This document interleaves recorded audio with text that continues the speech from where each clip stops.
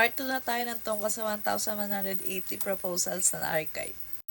May nag-comment kasi na ibig sabihin ang laki na daw pala na nagagastos ko sa pagbili ng Connect sa Upwork. So, ang nangyayari po kasi niya, bukod sa bumibili tayo ng Connect sa Upwork, meron din po kasing feature si Upwork na once na nag-apply ka sa isang job proposals and yung job proposals na yun ay in-applyan mo is nag-reply sa'yo si client, si Upwork para siyang merong reward system na kapag nireplyan ka ni client, ibabalik ko sa'yo yung connects na ginamit mo for application.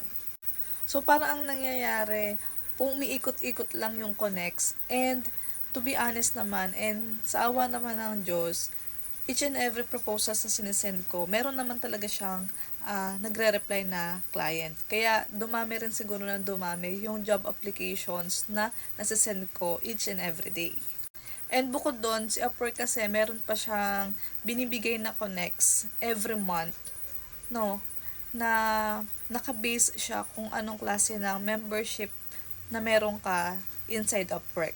So, check nyo na lang yung membership na available. Pero ako, alam ko, naka-free lang ako. So, parang 10 connects per month lang yung binibigay sa akin ni Upwork. Which is, malaking tulong na din naman kung naiipon siya every month, 'di ba? So, ayun.